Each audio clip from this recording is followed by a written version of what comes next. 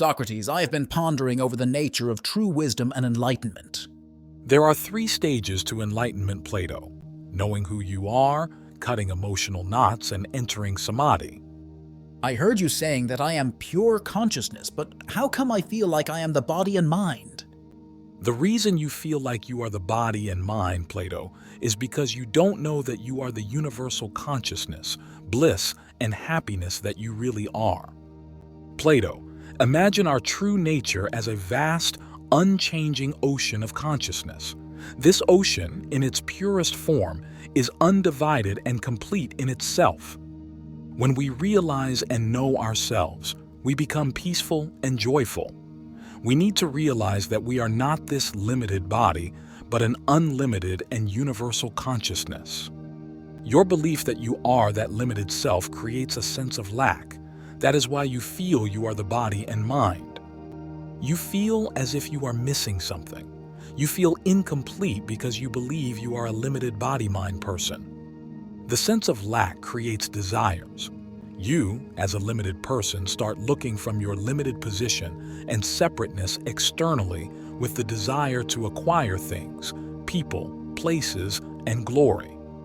You desire to add pleasures, possessions, knowledge, and other material things, places, and people to feel complete. It is this desire that arises out of ignorance and the belief that you are limited, Plato, that keeps you in shackles. Plato, it is your quest to have joy through your senses. You want to taste, touch, see, and hear.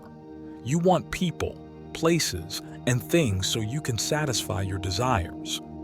You're searching for joy through your senses because you don't know that your true self is happiness, joy, and peace. However, what you don't know is that when you enjoy external things, people, and places, you are doing so by projecting your joy from your true self onto those external things. The things have no pleasure value in themselves. You are projecting onto the objects of desire and manifesting your joy from your real nature, which is joy and happiness, onto the objects of your desires without realizing it. You are looking for love, pleasure, and happiness in external things all your life, Plato, but the true bliss is within you. In the Bhagavad Gita, Buddha and Jesus said that the kingdom of heaven is within you, Luke 17:21. The divine bliss you seek can only be attained from within yourself because you are divine. The objects of the world are all material. Bhagavad Gita 3.43, Chapter 3, verse 43. Bliss is within you. That is why Buddha said that introspection, meditation, leads to bliss. Dhammapada, Chapter 2, verse 27. After you give up all material desires, you will be firmly settled in bliss, which is also called samadhi. The practice of giving up all desires and knowing your true self is what it takes to enlighten yourself. The world is appearing as thoughts and images in your consciousness. The world does not appear in your brain because the brain activity is just minor electrical pulses as confirmed with fMRI. When you realize that the phenomenal world appears in your consciousness through the reflected light that reaches your eyes, you will realize that without your consciousness, nothing can be perceived. Since the bliss is within your true and real nature, when you give up chasing pleasure in external objects and embrace your true self, you will be enlightened, happy, and blissful. To be truly enlightened, you need to be steady in a state of love, peace, and wisdom when you become free from desires and attachments. The problem of the belief that you are your mind and body is shuttered with knowledge and wisdom. The Gordian knots of belief and ignorance tying your heart, mind, and body are cut with the sword of knowledge and wisdom. Your desire to experience and savor the world from your senses disappears when you realize your true nature. You will be free from any doubts about who you are. You will know that you are divine, spirit, and consciousness itself. Furthermore, as an enlightened being, you will be in constant samadhi, liberated from the cycle of birth and death.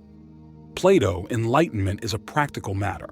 You need to search for emotional, mental, intellectual, moral, and spiritual strength to steady your mind. Once you become strong in these areas, peace and bliss follows naturally. You will clearly see that the movie that is playing on the screen of your consciousness is an illusion. It is there, but it is just the activity in your consciousness within which the mind activity arises. Your awareness is real because without it, nothing can be perceived. If you keep your meditation and spiritual practice, all this will be manifested to you and you will be free. So, Socrates, we are all part of this unchanging reality? Yes, Plato, but our understanding of this reality is often clouded.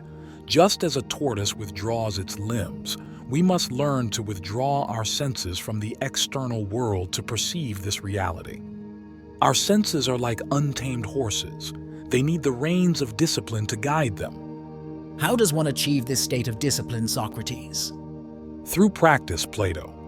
By regularly turning our attention inward, we can control our reactions to the world's stimuli. But Socrates, life is full of suffering and pleasure. How does an enlightened one deal with these?